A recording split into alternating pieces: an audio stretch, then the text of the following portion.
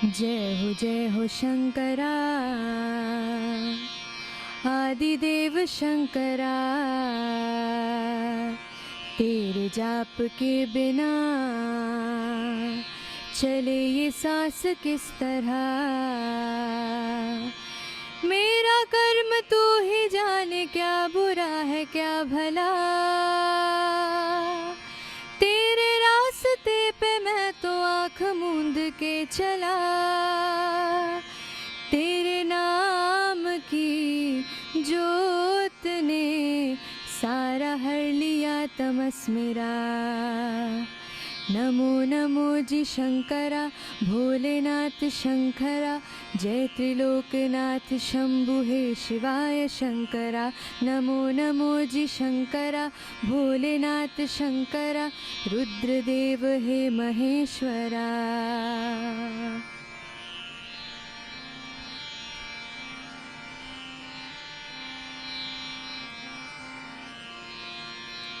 सृष्टि के जन्म से भी पहले तेरा वास था। ये जग रहे या ना रहे, रहेगी तेरी आस था। क्या समय क्या प्रलय, दोनों में तेरी महानता महानता। सीपियों की ओठ में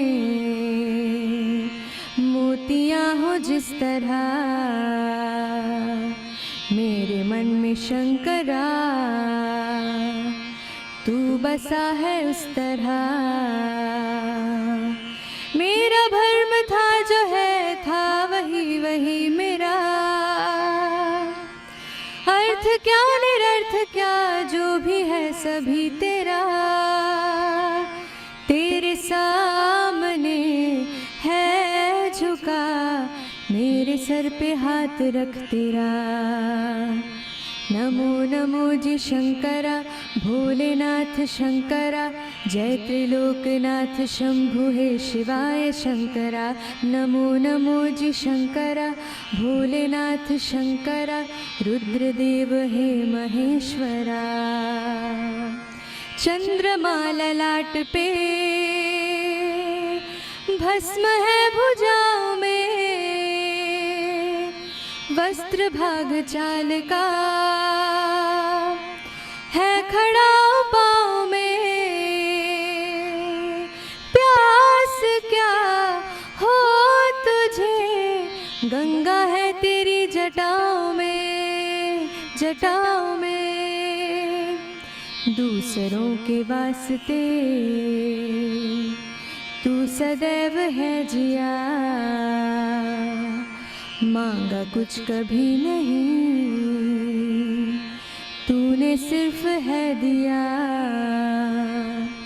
समुद्र मंथन का था समय जो आ पड़ा,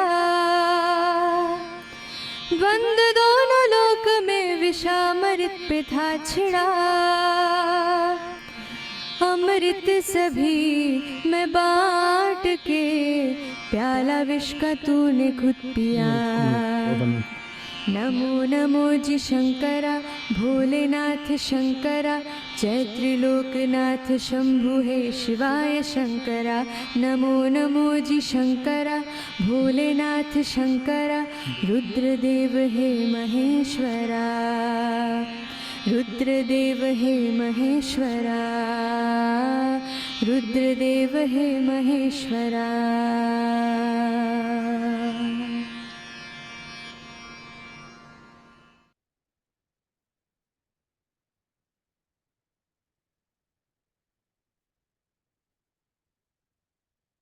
My dear brothers and sisters, love and blessings of the Mother and Sri Aurobindo to all of you from Sri Aurobindo Ashram Delhi branch.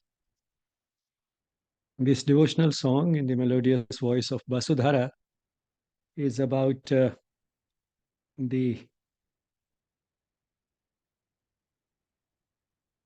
Shiva aspect of the divine. Shiva is one of the three powers or the aspects of the divine in the Hindu tradition, one of the Trinity, Brahma, Vishnu, Mahesh. So Mahesh or the Shiva is the destroyer aspect of the divine. Brahma, the creator, Vishnu, the preserver, and Shiva or Mahesh, the destroyer. Destruction is as much a part of creation as creation itself, because without that, there can be no new creation. Without the destruction of the old, there can be no new creation, and therefore that's also a part of the creation itself and is an essential part of creation. And that's why these three aspects are all important. Shiva is also described as Bholenath, the one who is very simple and yet can be very ruthless and merciless in destruction, the Rudra form. And again, gets reflected in the wrath or the anger of the simple-minded people. The simple-minded can be very benign all the time, but then when they're hurt, they can be really ferocious. So the one who is simple and clear-hearted can also take offense, and once the person gives way to his anger, can be very sharp and ruthless. So that is what Shankara is about. And that reminds me also of that very popular mantra, which is again addressed to Shiva, and the three-eyed one. Om Trambakam Yajamahe Sugandhim Pushti Vardhanam Urvarukumava Bandhanat Mrityormukshya Mamritat. The Mahamrityunjay mantra. And the usual and not necessarily the right or the best interpretation is that chanting this mantra would lead to healing, would uh, help in the recovery of a patient. It might, but that's not all what the mantra is about. It is about both the preservation of health and about an easy exit, that is, an easy departure from this world rather than prolonged, painful, uh, a prolonged and painful exit.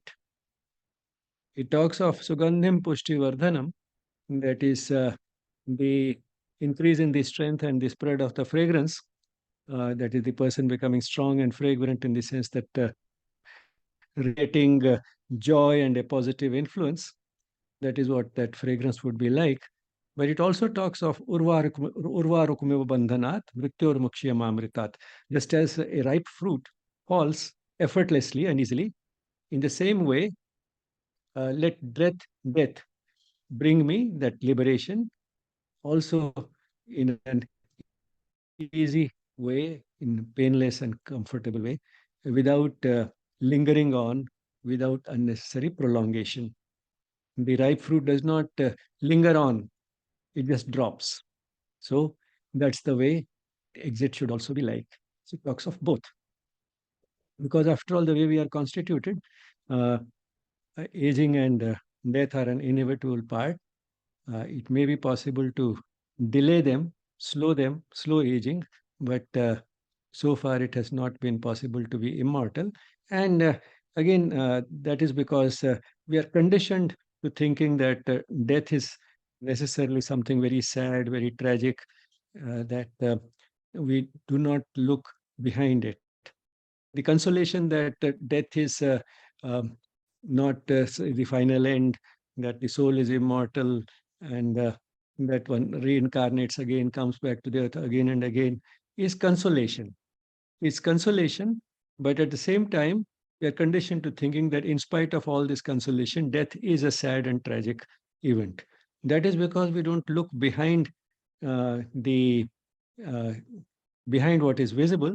If we go deeper, then true death actually does not exist. Sri Aurobindo says it is death which is an illusion, not life. Life is real in the sense that it is a part of the creation of the divine, and the divine is real. It's whatever its design is, of which life and death are a part, that cannot be an illusion. So life is real to us in the sense that it has been given to us with a purpose. It has been given to us so that the soul can advance further and qualify for a higher realm in our true home in the other worlds. So that is why this uh, embodiment on earth has been given to us for a relatively brief period, the way one goes to a brief period to a school or a college, so that one can be better equipped to lead the rest of the life. So that is the way this life has been given to us. So in the sense that this life in this world is real to us, but death is an illusion, because that's not the end of the journey. In fact, it is like home going, not homecoming. If we look at it from our point of view, it's like home going back to where we truly belong, and we can be proud of it and happy of it if that short period of education that we had been sent for in this world was properly utilized. And therefore, the return to that world uh, is not something to really worry about or feel sad about. That's only our conditioning that makes us feel so. And sort of in society, it's considered good form to at least appear sad when some such event has occurred. But at the same time, it is not something as the way it is usually portrayed, or the way it looks when we look at it superficially. So therefore, that prayer for an easy and comfortable exit when the fruit is ripe, when one is ready to go, when this body mind complex that we have been given for fulfilling the purpose of life in this world is no longer capable of fulfilling that role. When it can't play that role, then instead of just lingering on without a purpose, it's better to go. However, having said that, the mother has also warned us that it may not be very easy for us to judge when the soul is incapable of further evolution in this world. So we may feel that if the person cannot do any physical work, physical or mental work, then the person cannot fulfill the purpose of life. But there may be other subtle ways in which the person is still uh, fulfilling the purpose of life, although apparently not doing any visible work with the body mind complex. So when that's when the soul becomes incapable of further progress is something which is not easy to judge, and we may go quite wrong there. So that also is true. So anyway, with that little chat, in which I digressed quite a bit from the devotional song that we heard, let's turn to today's topic, and that is the gastrointestinal tract. We had talked about some of the basics in YES.03, the normal structure and function, and a little bit about what happens in deviations, which we call disease. Today, we shall look more at the deviations, and not all of them, but some of the common ones. The gastrointestinal tract is really important because, in a way, it mirrors the health of a person. And on the other hand, the general health of a person uh, is influenced remarkably by the health of the gut. So it's a two-way relationship, and therefore the gastrointestinal tract is really an important sort of a topic of interest to all of us. And with that little introduction, let me turn to the PowerPoint.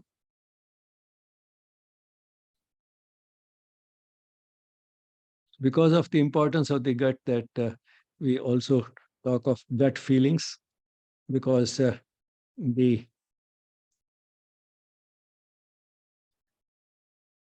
because whatever we feel gets reflected in a way sometimes in how we feel in the gut. This how we feel in the tummy gets reflects quite often how we are feeling. Also, very often an intuitively perceived truth also we describe as a gut feeling. Uh, that intuitive voice which gives us the truth comes from the soul, or its dynamic aspect, the psychic being. But then, in common sort of parlance, we've quite often call it our gut feeling, that the feeling coming from within. And in a way, it's coming from the heart, or it's coming from the soul or the gut. Uh, it's coming from somewhere deep within. And in a way, the stomach is deeper than the heart. Uh,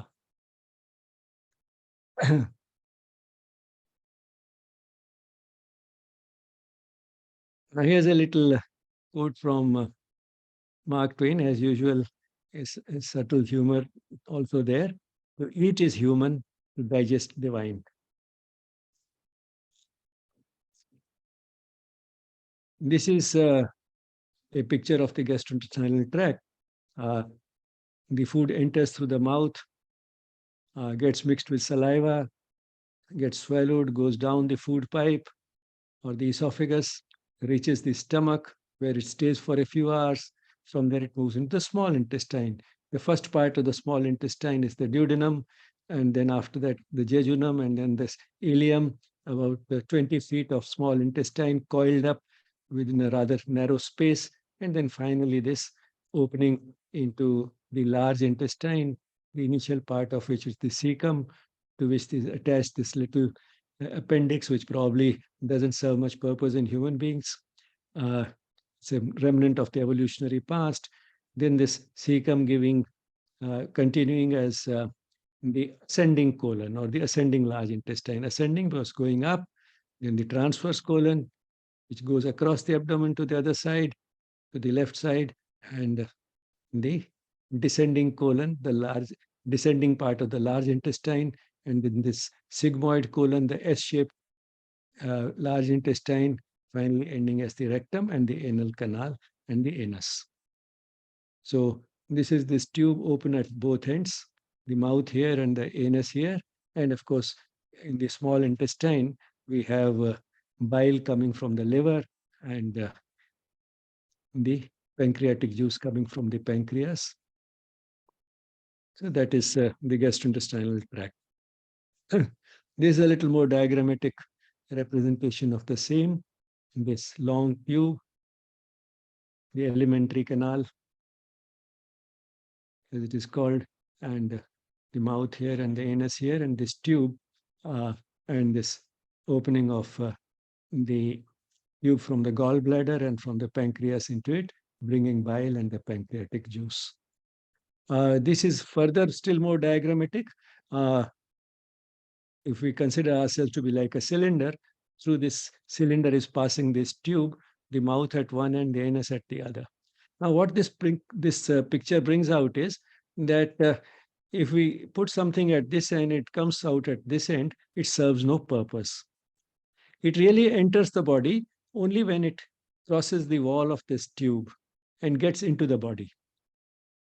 In our case, when it gets into the blood, and there is blood supply here, and it is the transfer of the digested food material to that blood that truly takes the food within the body. So the food is not really within the body till it has been transferred. And this transfer to the blood is what we call absorption. And before absorption can take place, the food has to be broken down into small bits, into small absorbable bits, small harmless bits, because the way we consume it, it neither can be absorbed intact, nor is it desirable that all of it should be absorbed intact. It could be quite harmful. So to make it safe, it's important and absorbable. It's important to break it down into small bits. And that's what digestion is about. And when these constituent units of the complex food that we take get absorbed, some of it remains undigested, some of it is indigestible, and to that may get added some of the germs residing in the large intestine, and all this mixture of undigested food, indigestible food, and bacteria and other microorganisms, all this comes out as the stool.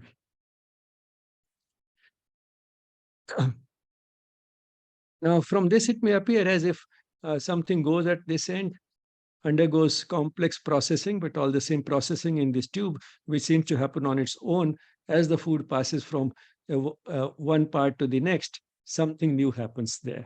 So it's like an assembly line. But the gut is actually much more than an assembly line,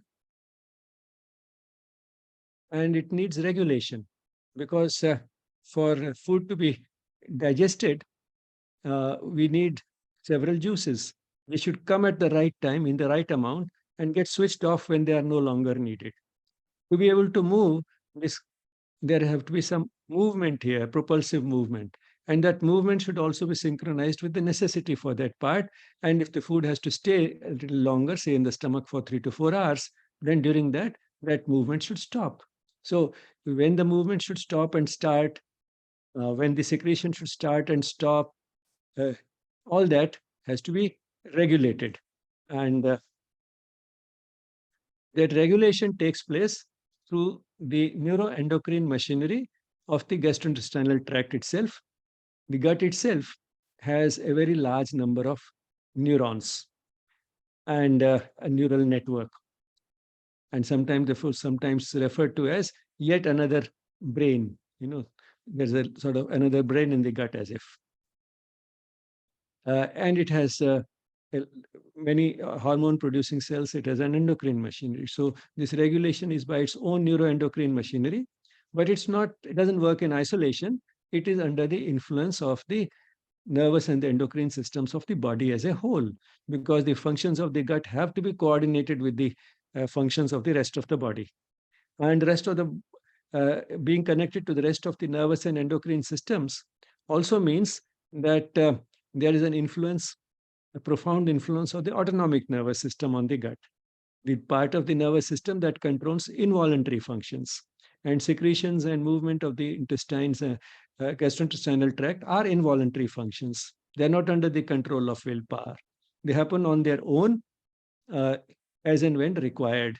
So the modulation of function is something that happens quite independent of our conscious knowledge and our conscious will, which is just as good. We don't have to bother about it. Everything seems to go well without our making any conscious effort. But it also means that our thoughts and emotions could influence, through the autonomic nervous system, the function of the gastrointestinal tract. And that's how our feelings get reflected in how we feel in the tummy. And then there is an interaction with the liver and the pancreas, which also has to be coordinated with the activity of the rest of the gastrointestinal tract. And then on top of that, the gastrointestinal tract is home to a very large number of microorganisms. It's one of the major sites where we host a large number of microorganisms. The skin is the other major organ where we have a large number of these bacteria and other microorganisms. So these microorganisms have a very active, by and large, symbiotic and synergistic relationship with the function of the gastrointestinal tract. We host the germs, we help them live there, and the germs help us in many ways in living a healthy life. So it's this interaction with this microbiome, which could get easily altered by alterations in the diet, by taking antibiotics, and by the various polluting influences in the environment. So this interaction with the microbiome is another complication that gets added to the gastrointestinal function. Complication, if we look upon it when things go wrong with it, but otherwise it's a part of normal gastrointestinal function. So all these complexities mean that the function is not simple. It can be easily disturbed, and a large variety of sources. Disturbances could come from any aspect of the lifestyle, if we want to call it that way, which means our diet, physical activity, smoking, drinking, sleep, and mental stress. All these could disturb some of these regulatory mechanisms which can influence the function of the gut and get reflected in various types of gastrointestinal problems. And that's why the gut becomes a mirror of the general health. And on the other hand, the gut itself can also influence health in general. So, for example, disturbances of the microbiome may lead to overweight, and that overweight could in turn increase the possibility of diabetes and hypertension and heart disease. So, this could be a contributor to the other lifestyle diseases. So no wonder digestive problems are among the commonest that take a person to a doctor. And the profound influence of psychological factors on the functions of the gut is brought out that about half the patients who go to gastroenterologists have either anxiety or depression, and it is this underlying mental distress which manifests in the form of physical symptoms in the gut, like acidity or irritable bowel. Let's start with the irritable bowel, sometimes called the irritable bowel syndrome. In medical parlance, syndrome means a collection of symptoms, which means that it may not be confined to the bowel. There may be other symptoms outside the bowel, and it's a whole collection which together is called the syndrome. And this irritable bowel syndrome is the commonest disorder in gastroenterology practice. It's the commonest, partly because it is quite common, partly because the same patient keeps going again and again, because it's unless one goes to the root, it remains essentially incurable. Now let's see what the symptoms of the irritable bowel are. The person finds that there's a change in bowel habits without any apparent cause, and this change has a tendency to persist. And you might recollect I had talked about a patient who came to me with around 30 years of persistent symptoms in the gastrointestinal tract. It had started with the change in the nature of his duties. The person was in the Navy, and the new duties involved inspection. And this was a stressful job because the stress, he was under stress whether or not to report any fault that had been found. If he doesn't report it, he'll not be doing his duty well. If he reports it, his colleagues could be in trouble. And but he could not see the stress related to the beginning of this change in the bowel habits. Started with diarrhea, and the person felt that it is probably because of the change in the food habits, or rather change in the food available. He was no longer getting homemade food because now he had to travel quite a bit to go on this inspection from one unit to another in different parts of the country. So because of this, he was not getting homemade food, and he attributed it to that. But then a change in food cannot give symptoms going on for 30 years. But during these 30 years, naturally, he had visited many doctors because the symptoms had persisted, and he had received quite a bit of advice about change in diet and different types of medication and investigations. And during the investigations, it was found that he has a transposition of the intestines. That is, what should have been on the left side was on the right side, and the other way around ever since birth. Now, this was thought maybe linked to it, so he underwent surgery for the correction of this anomaly. But then he had lived with this type of a transposed intestine for about 30 years without any symptoms. So apparently this was not the cause, and therefore the surgery also did not help. But then because of this long, prolonged continuation of the symptoms, the intestinal wall had started getting thicker, and that had sort of started showing structural change. But then what this person needed was to understand that the roots lay in something that happened 30 years ago.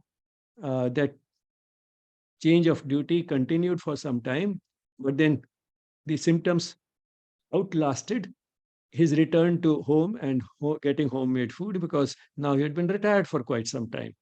So he got these symptoms around the age of 40, and now he was about 70.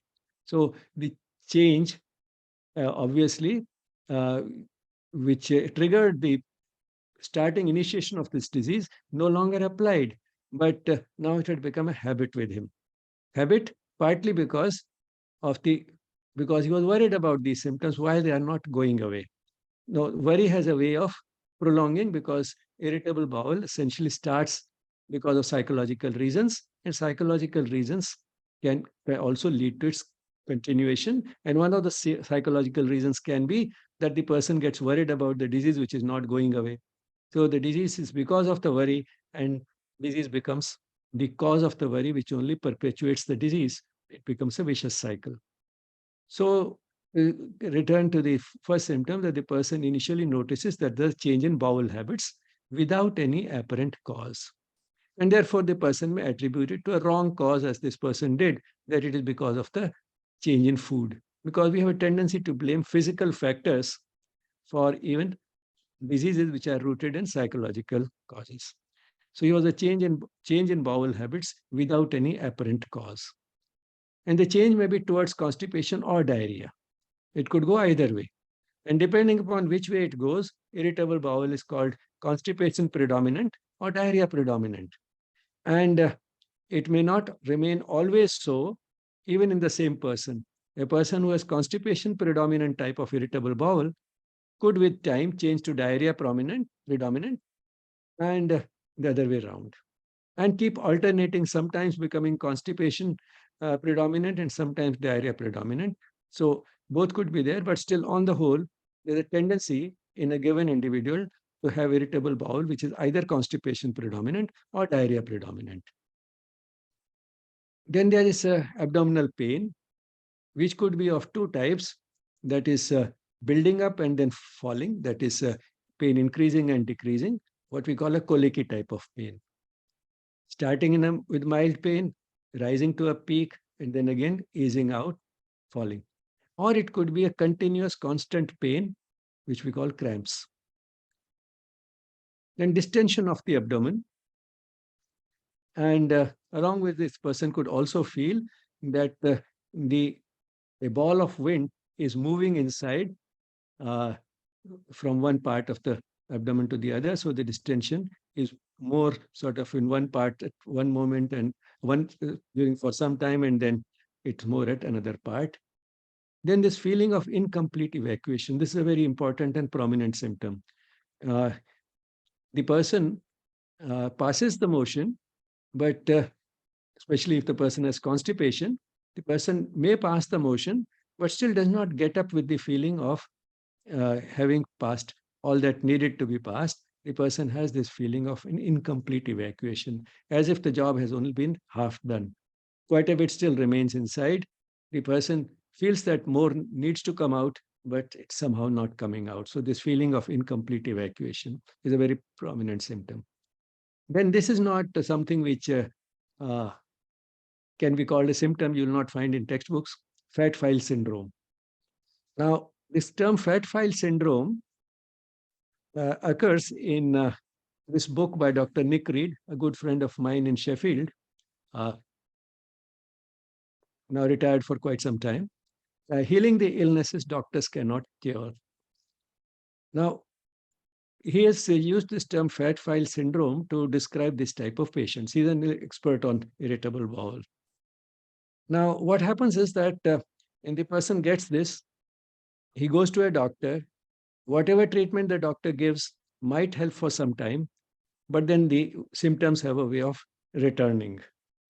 The doctor may investigate this person, but by and large, the person has no abnormality in those investigations. Most of the tests are normal. Now, the doctor tells him there's nothing wrong with you. The tests are all normal. He has given him some treatment which has not worked. The doctor says all is well with you because there's no finding on examination. There are no findings on investigation. But the patient is still not well. The patient still has symptoms. So he goes to another doctor. So he goes from one doctor to another. If one system of medicine doesn't help him, he tries another system of medicine. If allopathy is not working, he tries Ayurveda. Ayurveda is not working, he tries homeopathy. If homeopathy is not working, he tries naturopathy. So he keeps moving from system to system. And then he goes on filing all the reports and all the prescriptions that he has received. And that's how he builds up a fat file. And finally, he walks into the office of a doctor with this fat file, yet new doctor, and yet another doctor. He walks into his office, into his chamber with a fat file full of these prescriptions and reports. Now, this goes on till he finds a doctor who can go to the root and discover that all these symptoms have been the result of underlying mental distress. And it's only when that happens that there's some hope that finally the person may get well.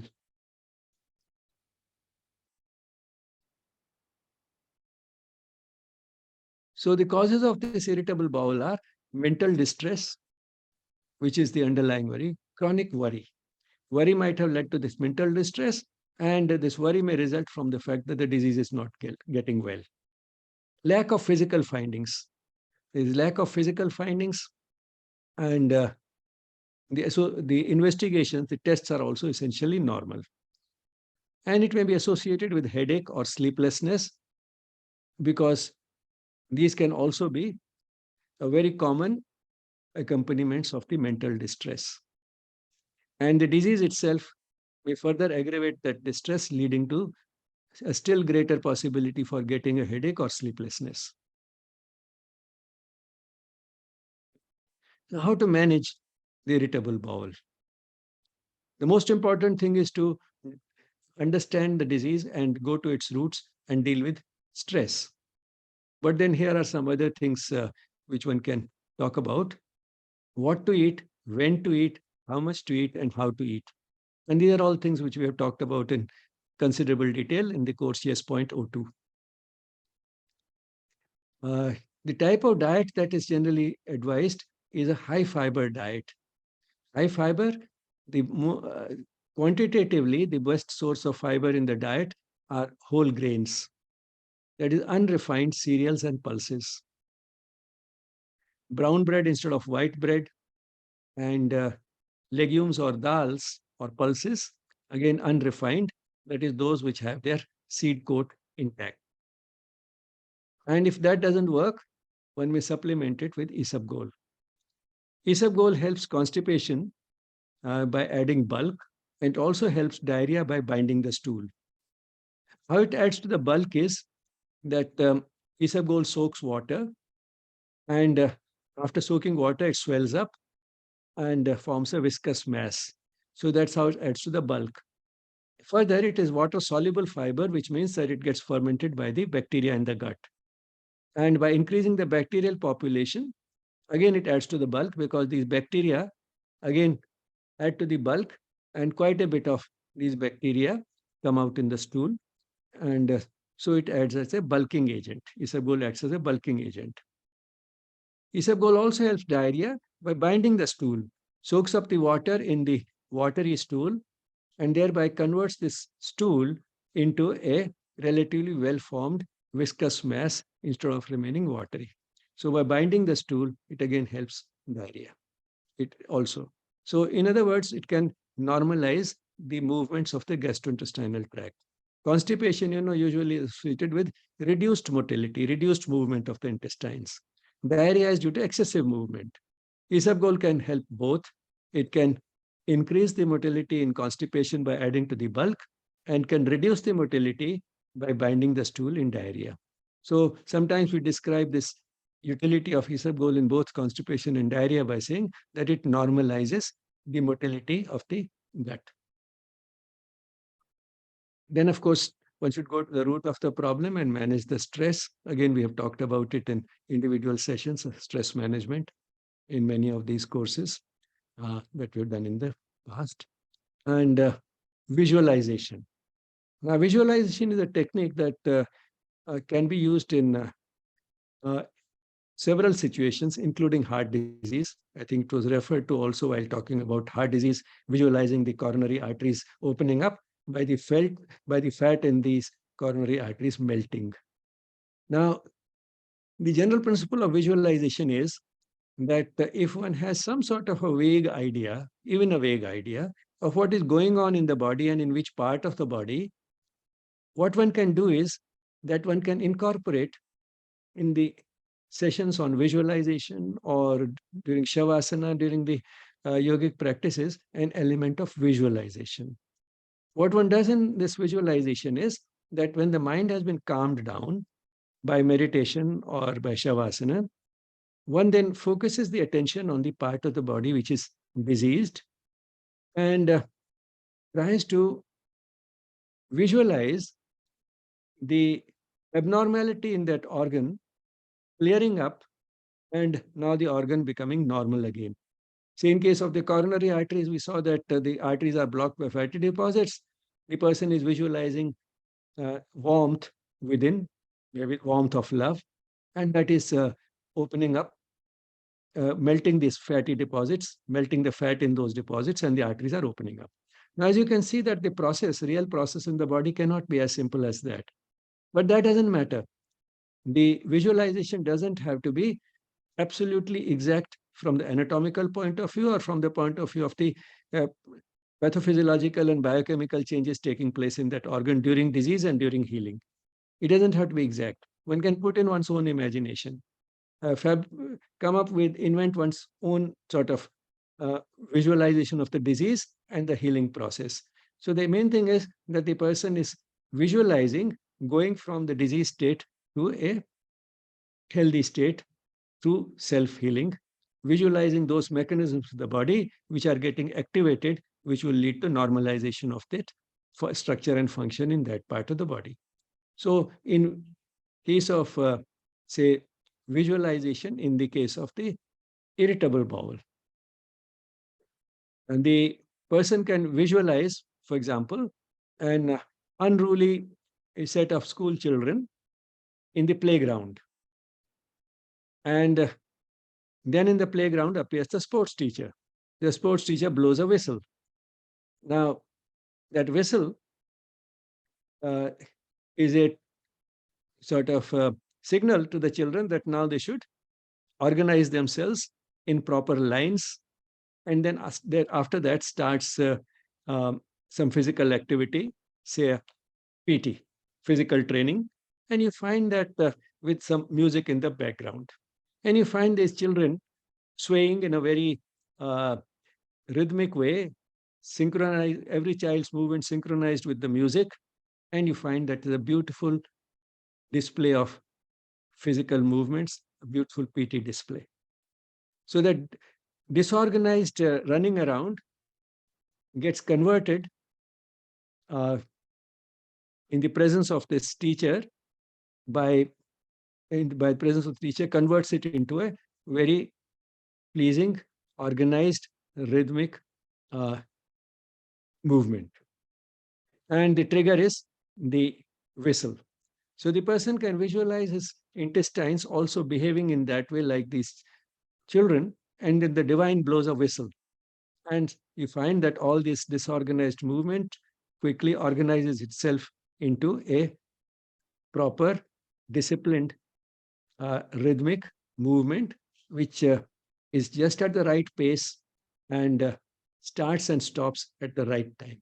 Because that is the type of abnormality we have in irritable bowel.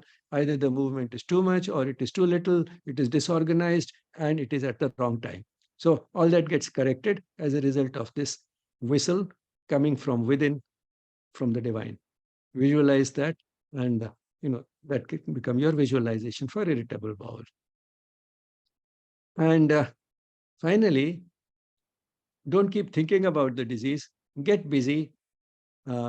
It's not a serious illness. It's not life-threatening. Let go. So let go of the obsession with the disease. Get busy with something else. The less you think about it, the faster one gets better. Now we turn to another very common problem of the gastrointestinal tract: acidity, gastritis, and peptic ulcer. They are a cluster with similar causation, and they can overlap. One can lead to the other. Acidity, one might say, is the mildest type of situation of this type. There is greater production of acid, and that's what makes the person a little uncomfortable. Some of this acid sometimes gets regurgitated, that is, comes out, instead of the contents going from the stomach to the small intestine, some of this acid gets from the stomach into the food pipe, travels up, and leads to heartburn. Sometimes it leads to water brash, that is, a bit of this acid gets mixed with the saliva in the mouth and comes from this food pipe to the mouth, and one feels a little acidic taste in the mouth. So, or the person may have some belching, that is passing gas through the mouth, gas coming out from the mouth, uh, bloating of the abdomen getting sort of swollen. So bloating, belching. So some of these things which indicate acidity. But apart from that, there's no other problem. If acidity is severe, continues for long, it may lead to gastritis. That is, there is a real inflammation in the of the stomach. Itis, causes inflammation. Any injury leads to an inflammatory response. The excessive acid has been present for too long and very regularly, and that has finally injured the lining of the stomach, leading to an inflammatory response. So this gastritis, and this may be visible on endoscopy if one has an inside a look at the walls of the stomach from the inside by passing a tube at the end of which there's a small little camera which can uh, take a picture and give us a picture of what the stomach looks like inside. When we get that inside view, we find that the stomach is more red than it should be. And that redness is one of the signs of inflammation. So this person has gastritis. But essentially, it started with acidity. But then, if this gastritis continues for long enough, it could eventually cause damage to a localized part in the stomach to certain places where it starts forming some sort of a pit, a crater, because of that injury, and that is what you call an ulcer. So ulcer is essentially the development of a pit or a crater in the wall of the stomach or the duodenum. It could be in the stomach or in the small intestine immediately after the stomach, the first part of the small intestine, the duodenum. It could be at either of these places, and both are together called the peptic ulcer. So gastric ulcer if it is in the stomach, and duodenal ulcer if it is in the duodenum. Both are peptic ulcer. So peptic ulcer includes both gastric and duodenal ulcer. So all these cluster, you can see essentially one single entity, the intensity of the disease increasing from acidity to gastritis, from gastritis to a peptic ulcer. And since the apparent culprit, the immediate culprit is the acid in the stomach, it may be because of excessive acid production. But it's better to look at it as an imbalance between acid production and the protective mechanisms. Because forming acid in the stomach is natural. It is as natural for the stomach to produce acid as it is for the heart to beat. This is an essential part of the digestive function. And it's a protective function also. The acid has a protective function. Our food may have harmful germs, and those germs cannot survive this acid. So it is a major defense mechanism for killing the bacteria before the food goes further to the small intestine. And that's why perhaps this acid has been placed at the first point when the food really enters the gastrointestinal tract. Right at the beginning in the stomach, we have this acid. And then to initiate the process of digestion, we also have an enzyme, pepsin, which can act on proteins in an acidic environment. So pepsin is the enzyme that works in an acidic environment. All the subsequent enzymes which will come in the small intestine work in an alkaline environment. By then the acid has been replaced by the alkali from the pancreatic juice. So coming again, sort of, there may be excessive acid production, but essentially there's an imbalance between the acid production and the protective mechanisms. Now, since we have this acid production, which is normal for the stomach to produce, we also have protective mechanisms to prevent this acid from damaging of the wall of the stomach itself. Because if this acid can be harmful, it can have corrosive effects. On top of that, we have enzymes which can digest proteins, pepsin, in the stomach. Now, after all, what is the lining of the stomach? The lining of the stomach also is made up of proteins. Could this enzyme, in the presence of this acid, not start digesting the wall of the stomach itself? And acid also is pretty strong acid. It has a corrosive effect. Could this acid not by itself also damage the walls of the stomach? Why that does not normally happen is that firstly, this acid is produced only when required, not all the time. So when there is no food, there is no acid production and there's no pepsin production. When there is food, acid is produced, pepsin is produced, but then they have a job to do. So they get busy with that job, digesting the food. And when that job is done, the acid production and enzyme production is switched off. So it's a well coordinated mechanism, regulatory mechanism, which makes sure that acid and the enzyme will be there only when really required for the digestion. But there can be something that can go wrong with this mechanism, and there could be excessive acid production. Acid production also when it is not really required, and it could start damaging the wall of the stomach.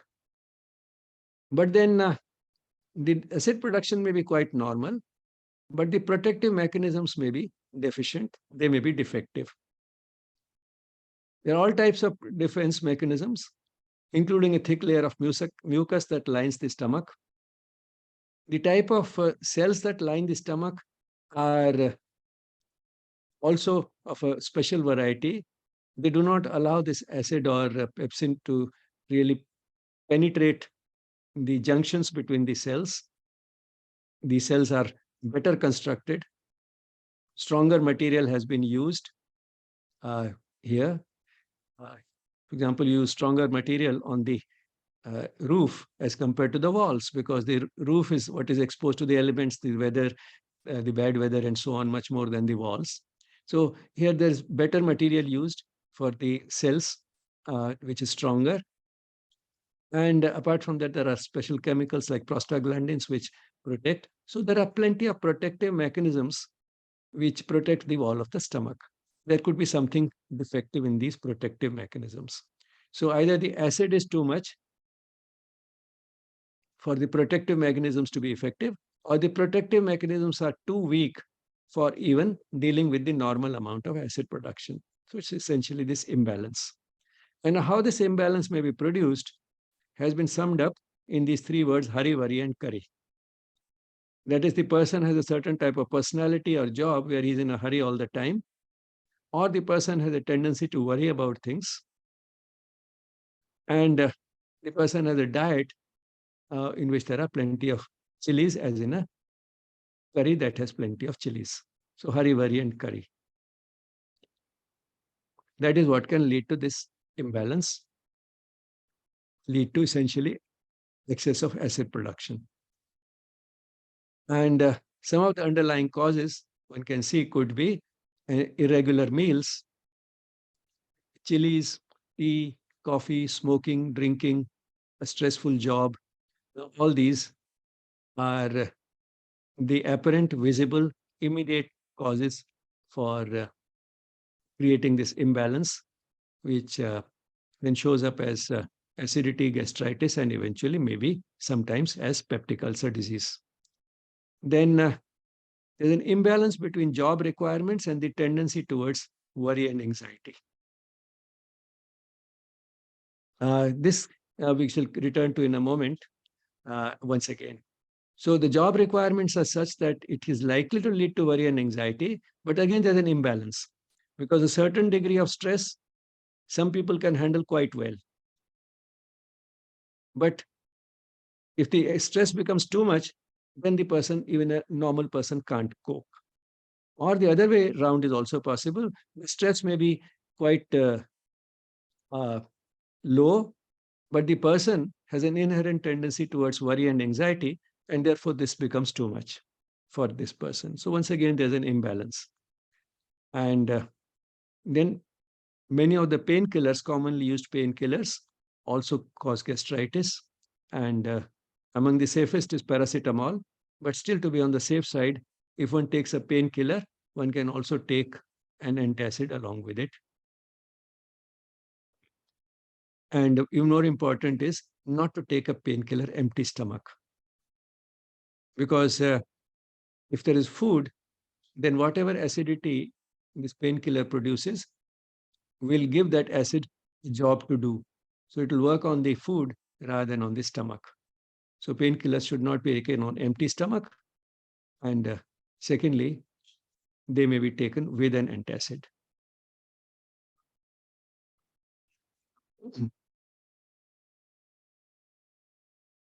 Now, coming back to job requirements. Arthur Haley has written many beautiful novels, and they're very well-researched novels.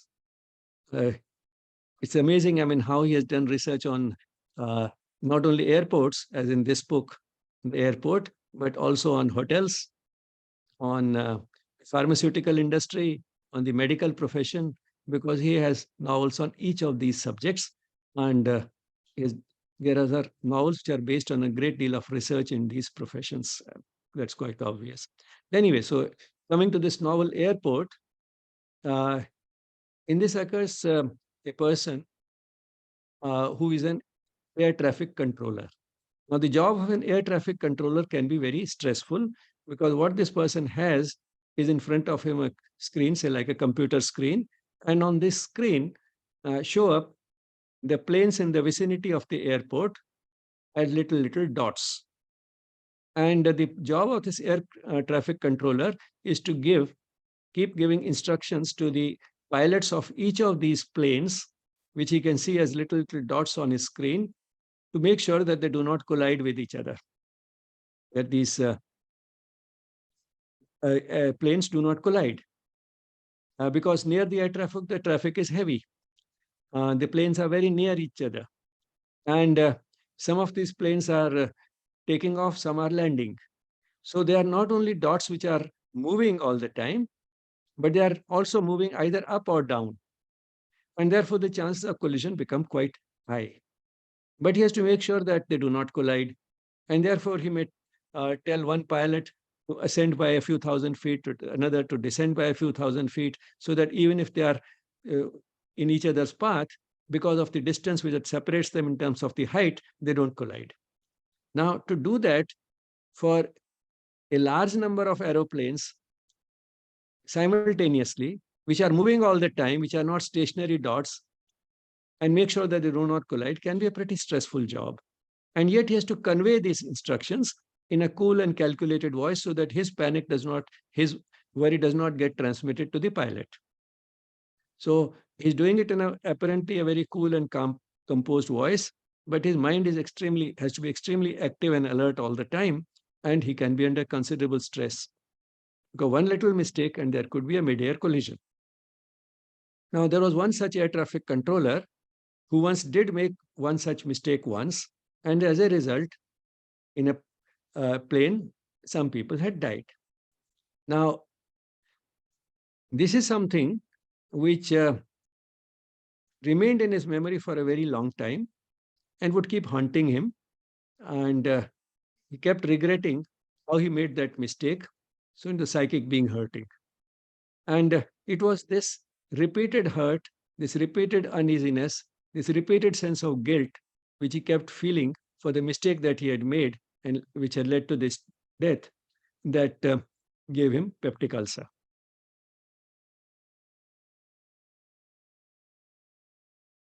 Another new factor which was discovered only around 1980 was the presence of a germ in the stomach, Helicobacter pylori.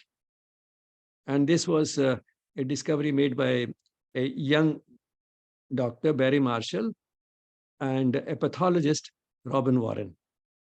And it was quite interesting, because these germs had probably been observed even earlier in many people having peptic ulcer, but the two had not been linked up, because the main cause of peptic ulcer was thought to be too many chilies and mental stress. These were the two major things that were associated with hurry, worry, and curry. Hurry and worry, the mental stress, and curry, the chilies. So that is what was thought to be the major cause of peptic ulcer. But then through sort of an intuitive sort of developing an association between these germs and the peptic ulcer, and then working it out in some detail, first is to start with, to make sure that the numbers were large enough and there was a strong statistical association. And then trying to get into the mechanisms, how these germs may be causing peptic ulcer. All that led to an establishment of these germs as one of the possible contributors to peptic ulcer disease. And this discovery was, the type that you say belongs to the category where one has to have a prepared mind, a mind which is alert, a mind which will not dismiss something as an accidental or as a chance finding, but will try to get into its roots and try and see whether it can teach us something. So they had this young person, Barry Marshall, had that type of prepared mind, and the two of them sort of in a type of partnership came up with this association and established it. A bit about the history of this discovery. Barry Marshall, to start with, actually wanted to become an engineer. He wanted to be an engineer, not a doctor, but he was not very good at maths. And therefore, he could not get into the career of an engineer and instead settle down for becoming a doctor. So again, shows, how it helps to try and do something that you are really good at and avoid something which you may not turn out to be very good at. Because we all have our strengths and weaknesses, and success depends upon making the best use of our strengths, getting into a career which will use our strengths the best, and a career in which our weaknesses will not matter. So that's what he did. He ended up joining medicine because he could not become an engineer because of his weak maths. Then he wanted to study cardiology. But then while he was studying cardiology, they were sent to different departments by rotation, and one of those rotations was to gastroenterology. So again, helps in undergoing a multidisciplinary training, because there can be linkages between one specialty and another, and therefore a bit of exposure to other departments helps. Then, he was looking for a research topic. Barry Marshall was looking for a research topic, and while he was in gastroenterology, he discovered that Robin Warren, who was a gastrointestinal pathologist, had seen some curved bacteria in patients and wanted to have someone, especially a clinician, who could study with him whether these curved bacteria had any significance, especially in peptic ulcer disease. And Barry Marshall had also seen an association between peptic ulcer and these bacteria in his career, and then they worked on it in a methodical way and finally reached the conclusion that there is an association. But initially, when they presented this work, it was received with a great deal of skepticism, because this was not in keeping with with stress and chilies being the major cause. And there were other reasons which we shall see in a moment, because association is not perfect. And there can be these germs present, but no peptic ulcer disease. And there can be peptic ulcer disease without these germs. Then one of the things which helped him initially getting his work accepted was his wife, a psychologist whom he married while he was still a medical student. And she has very good writing skills. So she helped him present the work in such a way that it's more likely to be accepted. Now, what is special about this germ Helicobacter pylori? It can live in the midst of acid. Most germs can't. Most germs die. But then this germ produces an enzyme, urease, which it produces an enzyme urease, which helps it live in the midst of acid. Urease creates an alkaline environment for the germ. Then, we have a very well-developed immune system in the gut.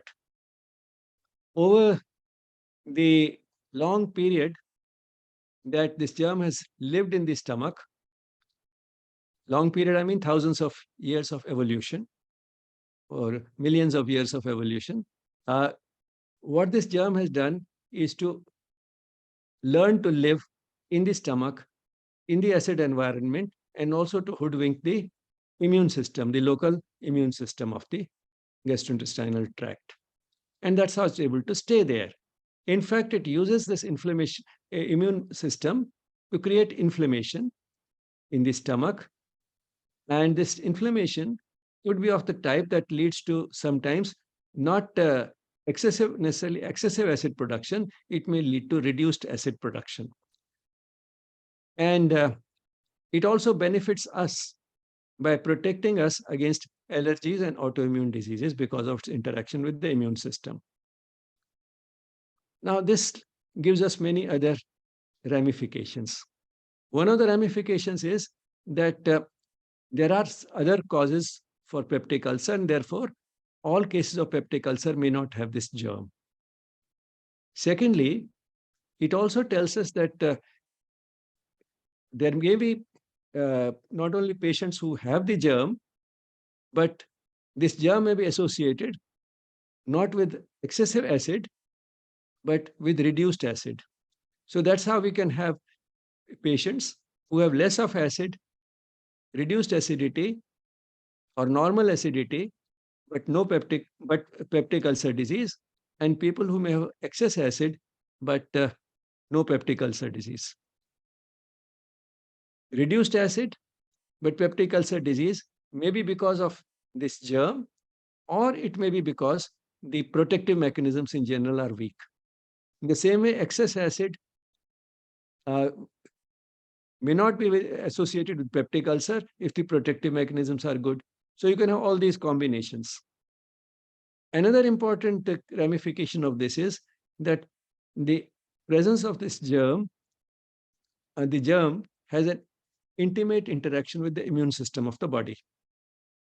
And some of these interactions are useful, like reducing the risk for allergies and autoimmune diseases. But some of these can turn out to be harmful. But then can the immune system be improved upon so that in spite of the germ, whatever interaction is there may give us this protection, but not the harmful effects like peptic ulcer? That again should be possible if our immune system is good. And improving the function of the immune system, again, depends a lot on psychological factors. So psychological factors could impair the immune system and thereby also increase the probability of this germ, apart from other factors. This could be one of the contributory factors that impaired immune function because of mental stress could increase the possibility of this germ, if it happens to be present in the stomach, giving rise to peptic ulcer disease. Which means that the immune system being strong helps not only in preventing infections, it also helps in preventing many other lifestyle diseases which are now associated with subclinical chronic inflammation. But improving the immune system, function of the immune system through mental peace could also help in reducing the possibility of peptic ulcer, not only directly by giving us a better regulation of the secretion of the acid, but also by reducing the possibility of this germ leading to peptic ulcer. So you can see all these things can be linked up one with the other, and eventually it boils down to taking care of all lifestyle factors, particularly mental stress. So the ulcer could be in the stomach or in the duodenum. If it's in the stomach, we call it gastric ulcer. If it is in the duodenum, we call it duodenal ulcer. Now, what are the symptoms? The symptoms are that there may be no symptoms. The person may have an ulcer and yet have no symptoms, but quite often there are symptoms: belching, that is, bringing out gas from the mouth; bloating, the abdomen swelling up; pain. Now, this pain in duodenal ulcer is usually early in the morning and is relieved by eating. Throughout the night, acid has been produced, which is started hurting the ulcer, but then food makes use of this acid so that instead of getting into the duodenum and hurting the ulcer, now it gets busy digesting the food in the stomach. So that's also relieved by eating. But in gastric ulcer, there's a tendency towards producing too much acid, and the response of eating itself is to produce still more acid, and therefore the pain may get worse in gastric ulcer. Things are not as clear-cut always, but this sort of is the classical distinction. And then in gastric ulcer, there's a greater possibility of water brash, that is acid traveling up towards the food pipe, getting mixed with the saliva in the mouth and giving this taste of a little rush of watery, acidic water in the mouth. If peptic ulcer disease advances further, it can lead to complications, and these are two dreaded complications: bleeding, which may show up as blood in the vomitus or as blood in the stool. If it appears as blood in the stool, by the time it has passed through the entire gastrointestinal tract, it becomes brown. So in the stool, it may show up as brownish discoloration, and sometimes it is what we may call occult blood, that is blood which is not very easy to see, but sometimes it may also show up as blood in the vomitus, hematemesis. It also lead to eventually perforation, that is the pit or the crater of the ulcer keeps getting deeper till it burrows through the wall of the stomach and leads to a hole, that is perforation, and then the contents of the stomach and intestine get into the abdomen, which is a serious complication. Acute emergency, it's an emergency. Now, what's the treatment of peptic ulcer? Small frequent meals so that the acid has most of the time some job to do rather than work on the stomach. And for the same reason, the person should not fast. The diet should not have any chilies, tea or coffee, and no alcohol, because all these things increase the acid production. Smoking also increases acid production, so no smoking. And painkillers, again, one should avoid them unless absolutely essential. A high fiber diet. Now, this is something where it's just the opposite of what I learned as a medical student. Those days, we used to say low fiber diet. A high fiber diet was thought to irritate the stomach, which already has an ulcer.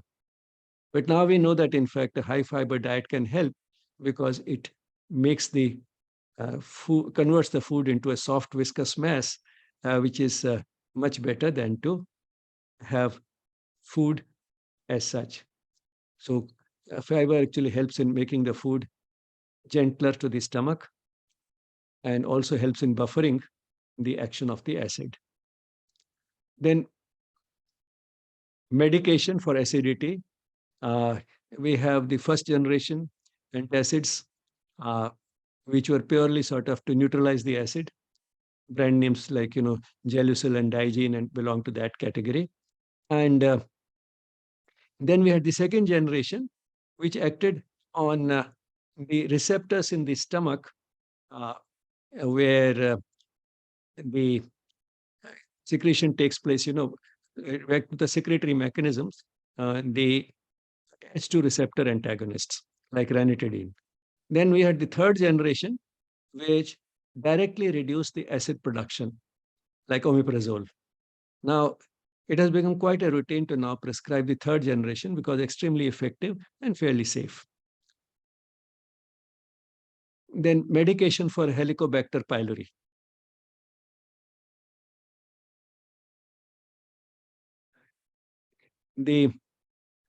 If the germ is present, naturally the assumption would be probably is contributing to the disease. So one can give the appropriate antibiotics and go change in the attitude to events and circumstances of life to reduce stress. Visualization. Now, as in case of irritable bowel and peptic ulcer, also one can have visualization. And one useful visualization could be to visualize the angry red stomach with the acid rushing in torrents into the stomach. So a lot of acid being produced as if, there's a tap there through which we have a big rush of acid being poured into the stomach, which is angry and red. And then one gradually visualizes the acid reducing, the tap becoming, sending less and less of acid, and the surface of the stomach changing from that angry red to a beautiful pink, like the petals of a pink rose. And then on that, just a few drops of this acid appearing not as something corrosive, but as appearing dewdrops. So just contrast these two pictures, that of an angry red stomach being made further angry by this rush of acid, and changing gradually into a pink, beautiful, pleasant, pleasing pink on which there are just a few drops of dew. Now, this type of a change happening as a result of our body's own mechanisms during meditation, if one visualize it and sees this healing happening from change from one to the other, being within the reach of the body, being a part of the self-healing mechanisms, which are being activated by the divine on which one is concentrating during the meditation. So visualize the divine influence, which is making these self-healing mechanisms be at their best and leading to this type of a dramatic change within those few minutes of visualization, from an angry red to a pleasing pink, from a rush of acid to just a few dewdrops.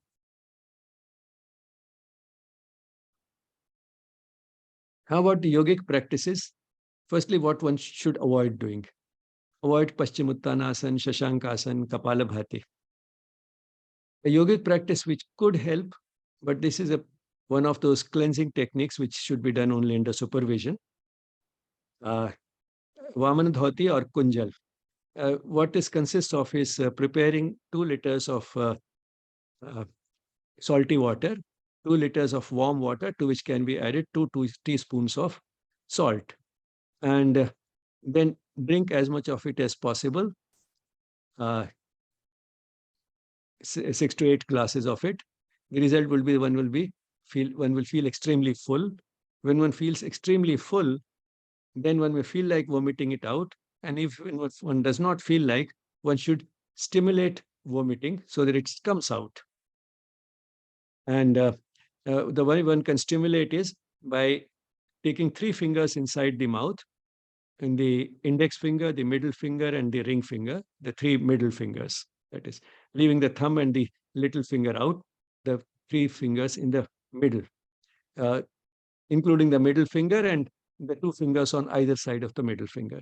Put these 3 fingers in the mouth, take them a little to the root of the tongue, to the backside, and a little stimulus there usually stimulates vomiting. So that is Vamana Dhoti or Kunjal. But then this is something which should be learned properly through guidance from a person and done under supervision. Now we come to the last of the issues that we'll be talking about today, and that is constipation. Now, firstly, one has to be sure that one is truly constipated, because not passing a stool for a day, sometime or the other, does not necessarily mean that the person is constipated. Some people may, in fact, by habit, pass stool only once in 2 days. What is important for a person to be labeled having constipation is the consistency of the stool. The stool also has to be hard. Not only the frequency has to be low, but it has to be hard stool. And of course, constipation can be obstinate. But then if one worries about it, it will make it more obstinate. Constipation can be worse in winters. Through common sense, one would feel that's quite possible because of a variety of reasons. Firstly, although the temperature inside is regulated, but still the lowermost part of the gut is sufficiently in contact with outside air for that to be to influence the stool, and therefore the stool could become harder, sort of freeze inside, and that's what could make it harder. Then, we tend to drink very little water in winters, perhaps even less than we should, and therefore less water is left behind, and that also can worsen the constipation. So it can be worse in winters. And from the Ayurvedic point of view, the Ayurvedic explanation would be that in winters, there's a predominance of Vata, and Vata is both Vata is dry and cold, and that is what can make this worse. Now, chronic constipation has serious sequelae. That's why constipation is important. It's not just an inconvenience. Straining at the stool can increase the abdominal pressure, which in turn can reduce the return of the blood from the lower intestine, that is the rectum and the anal canal, and it can also block the flow of blood from the legs upwards. And therefore, it can lead to uh, not only piles, but sometimes also to varicose veins. So chronic constipation has serious sequelae. And therefore, if one is truly constipated, then it's better to take care of it. And some of the things which could help are a high fiber diet, whole grains, unrefined pulses, and fruits and vegetables. And one should take water,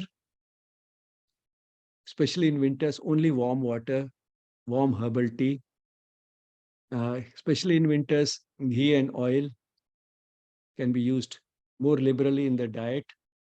And some of the fruits that help are ripe banana, papaya, chiku, grapes. Then raisins. Raisins, uh, any type of raisins, but particularly manaka, as it's called. And then isabgol. Isabgol can help, but it also increases flatulence and bloating. So that can happen. Therefore, too frequent and regular use of isabgol is also not necessarily very pleasant. However, isabgol can be used if a person is not very habitually constipated. So if a person does not pass stool on one day, that day he can take isabgol to make sure that the next day there will be a stool and it will be not too hard. So isabgol will help in making the stool soft also. Not only it will move the intestine, but by soaking water it, and forming that viscous mass, it will help in making the stool soft the next day. So it will be easier to pass that stool. But for that to happen, it's also important that when that isabgol is taken, it's taken with at least one, preferably 2 glasses of water. The water should accompany the isabgol for isabgol to form that viscous mass, which will add to the bulk and also make the stool soft. Then triphala. Triphala is also something which can be used for preventing and treating constipation. It can prevent as well as treat. It does not have the type of bloating and other things, bloating and flatulence as is associated with isabgol. Triphala does not have that.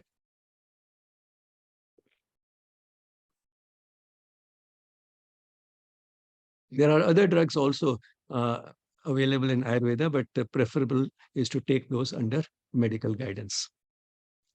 Then constipation.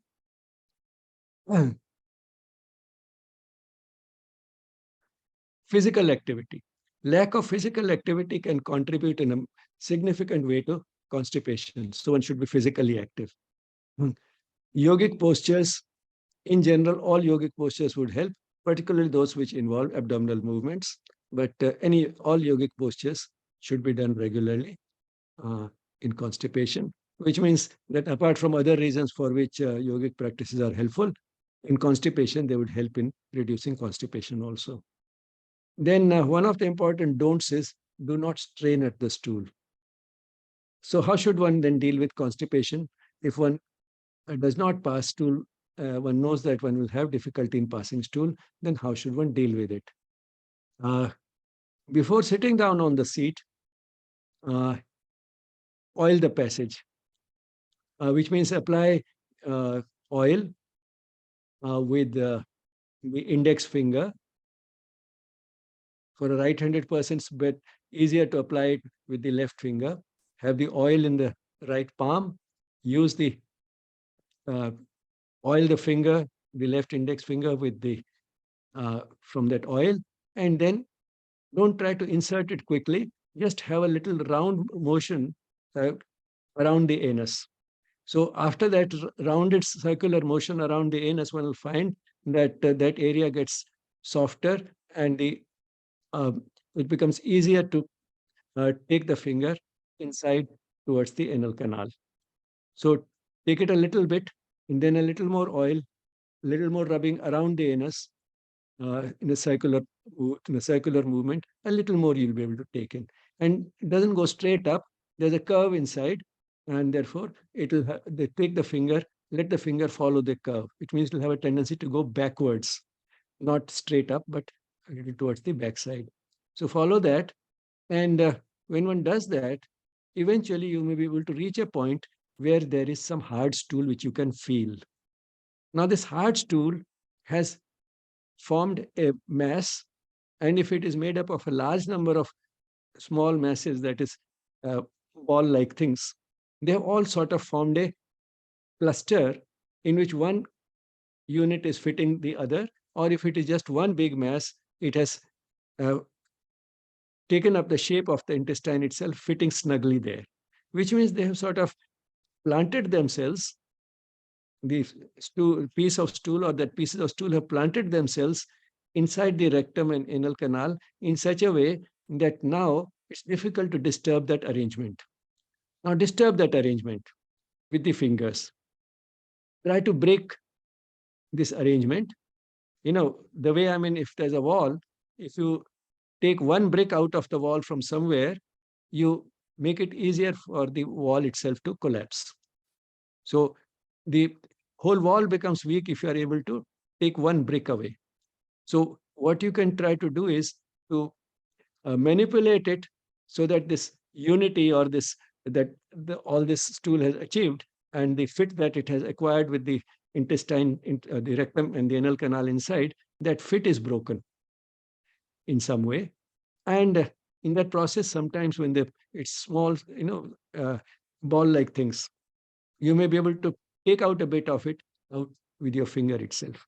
So once that arrangement, the comfortable arrangement which the stool has made for itself inside, that has been disturbed, then you'll find that it'll be much easier to pass the rest of it when you sit down on the stool, on the seat. Now, before sitting on the seat, after this, what one can do is also practice Noli. So Noli is a yogic technique, and again, it's better to learn it from a person face to face. Essentially, you're moving the abdominal muscles in such a way that now you are shaking the uh, stool inside a bit. So you shake it up and then sit on the seat. Sit, but don't worry, be relaxed. You'll be able to pass. Do not strain, do not strain. Do not strain, at least not much, and not regularly. And sitting on the seat, if it doesn't work for some time, relax, get up. If it will not come today, it will come tomorrow. Sooner or later, it has to come. So relax. Relax, get up, take a spoon of isabgol that day with 2 glasses of water. And the next morning, probably you will get the stool. You can repeat these things before sitting down on the seat the next day. One thing you might have seen which was missing in this treatment was laxatives. Laxatives should in fact be avoided. And this can be best understood through this picture, why laxatives should be avoided. Now, this first picture shows the normal evacuation. That is, to start with, this whole thing was full. As a result of evacuation, this much of the large intestine has been emptied out. The person could not pass the stool. The person thinks he's constipated, so he takes a laxative. What the laxative does is to empty out much more of the large intestine than is emptied in a normal stool. So this much has been emptied out. But the next day, this whole office will not fill up. By the next day, only part of it would fill up. This is still empty. And if this is empty, the person will not have the urge to pass the stool. The person will not be able to pass the stool. And what happens is the person gets confirmed that I truly have constipation, because even in 2 days, this whole thing may not fill up. So this is evacuation after taking the laxative. This is 1 day after the laxative, and this is 2 days after the laxative. Even after 2 days, this much is empty. So if on the second day also the person does not pass the stool, does not have the urge to pass the stool, which is quite natural because all this is empty, the person gets confirmed in his mind, I truly have a very bad constipation. It's only laxatives which can make me pass the stool. The person takes a laxative and again this much empties out. And the next 2 days, again, it doesn't fill up. See, that day I took the laxative, I could pass the stool. Now for 2 days, I haven't had a stool because I have not taken laxative. So the person thinks that it's only laxatives can make me pass a stool. Otherwise, I'm truly constipated. But actually, the person is not giving enough time for it to fill up. And if the person allows this time to fill up, chances will improve. But what will also happen is that the stool will become hard because this tool has had a long time up, it's increasing. By the third day or the fourth day, it will have spent a lot of time in the large intestine. And therefore, this large intestine had an opportunity to keep absorbing water from it. And therefore, this has become hard. So not only it will take a long time for it to fill up, it will get filled up with harder stool. So these two things, firstly, that the laxative itself perpetuates the constipation by emptying much more than is necessary. Secondly, eventually, when you stop the laxative for 3 or 4 days, the intestine does get filled up, but then it gets filled up with hard stool because of more water getting absorbed. And the result is that the person still gets a very filled up, this person's large intestine is filled up with hard stool. And therefore, laxatives should be avoided. Well, I mean, we have been talking about taking good care of all parts of the body. In case of particularly guts, it seems that the guts that behave the best are the ones that are the least cared for. Least cared for, not in the sense of not eating right or so on, but least cared for in the sense that one is not obsessed with the gut, one is not worrying about the gut, one is not getting unduly disturbed if one does not pass the stool for a day, one is not getting unduly disturbed in irritable bowel. If one uh, just trusts the wisdom of the body to correct the irritable bowel or the constipation and not worry about it, these disorders have a way of disappearing. And in that sense, the best guts are the ones that are least cared for, just as the best governed is the least governed.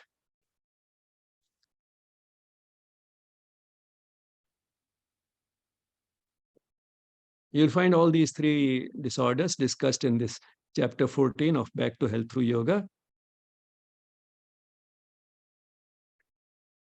This is the meditation hall and the shrine of Sri Aurobindo Ashram Delhi branch. Only yesterday we celebrated the foundation day of the ashram. And we had a very large number of guests, which we were happy to see on that day. You're always welcome here.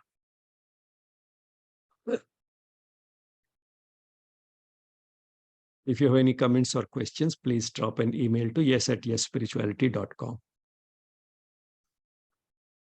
The anatomical picture with which we started, which had the entire gastrointestinal tract, was taken from Tortora and Grabowski's Principles of Anatomy and Physiology. Gratitude to the Mother and Sri Aurobindo for making these sessions possible. And thank you all for attending.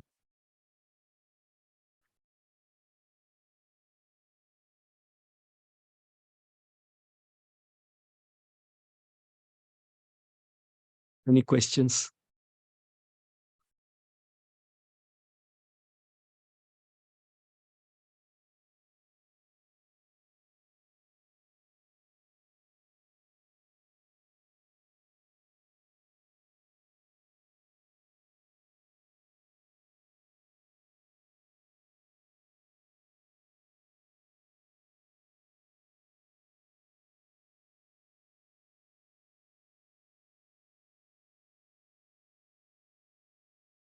I saw one question in the chat from Sri Vidya.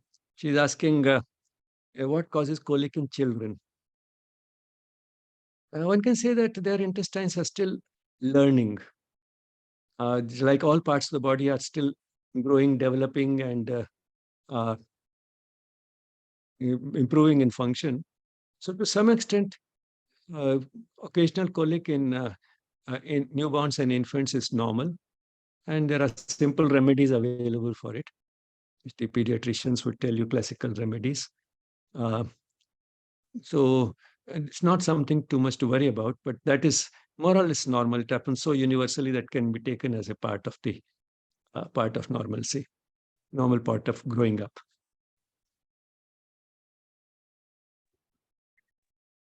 Next question is, can you please say something about cancer of the gut, colon, and its reoccurrence? As one of the associations of the cancer of the gut is with low fiber diets. And that's understandable because low fiber diets may lead to constipation. And by increasing the contact time between the gut and the walls of the intestine, and letting the germs ferment it and produce some of the products which may be carcinogenic, we are increasing the possibility of the cancer. Another association is with non-vegetarian diets. Non-vegetarian diets again lead to formation of certain nitrogen-containing products, which are carcinogenic, which can increase the possibility of cancer. So low fiber diets and non-vegetarian diets, these are the commonly associated sort of things with cancer of the large intestine, particularly the colon. Gastric cancer is more mysterious and also generally much more silent for very long periods of time. Gastric cancers are usually detected, therefore, very late, sometimes too late for it to be possible to do much. But large intestine, there's a fairly common association with non-vegetarian diets and low fiber diets.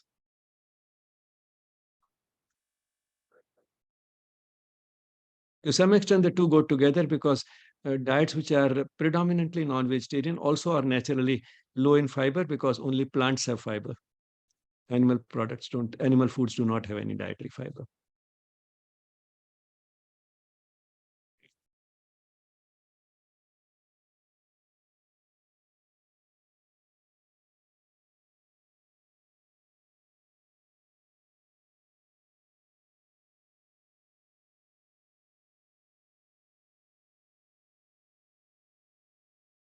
Any other questions? Not in the chat box.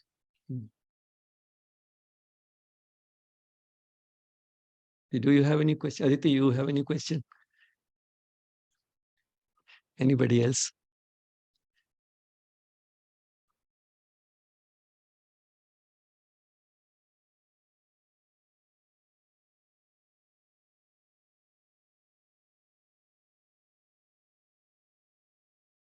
Nothing else, then Aditi, you may wind up this session then.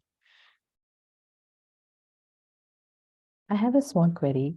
In your practice with people who have IBS, there's usually a huge amount of resistance in people even today to trace it to have psychological origins. So when a doctor is trying to treat holistically and the patient is totally closed to that option and says, just give me a pill or give me something, and that fat file syndrome, then how do you build in that awareness or sensitivity? Because that's a large part of the problem that we see, a growing disregard for what could be the real cause. Well, we are all primarily rooted in the physical consciousness, and therefore the patient has this tendency to attribute the disease to physical causes and also look for a physical treatment like a pill. So, and that's why sometimes whatever you give in the form of a pill or a change in the diet or a special diet or prescribe a few particular fruits or whatever you do, that is in a way partly helpful because at least you're doing something physical. It's sort of a concession to our consciousness, which is rooted in the physical, that you prescribe some of these things, and therefore because the person thinks that, yes, this is what will help me, it actually does help. So part of it is because of what you are giving, part of it is because the person thinks that this will help. And there's no harm in making that type of a concession to the physical consciousness. But then another way also to put it, the person would be that you have been trying with so many pills and so many changes in the diet, etc., you have tried for so long, and it has not worked.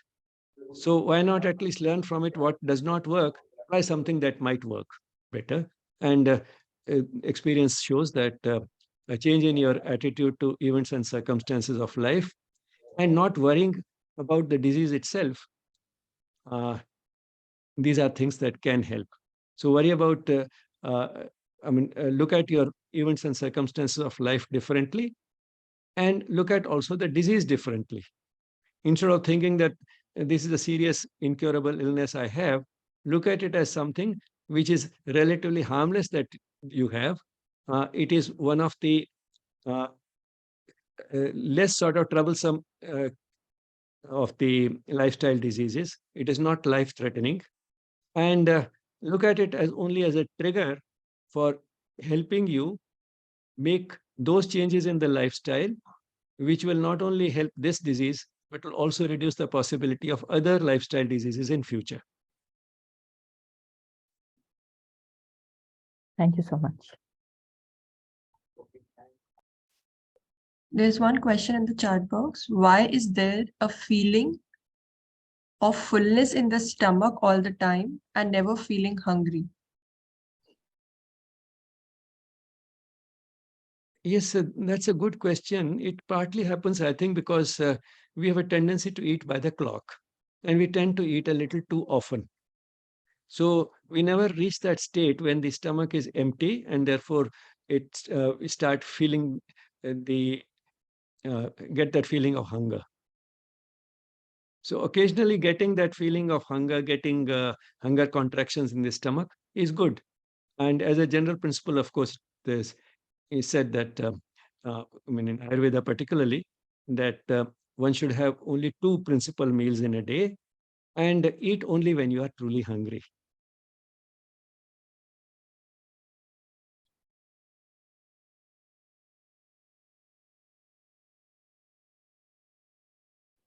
And that is all the questions in the chat box. So maybe we can close the session with a moment of silence. Thank you, everyone.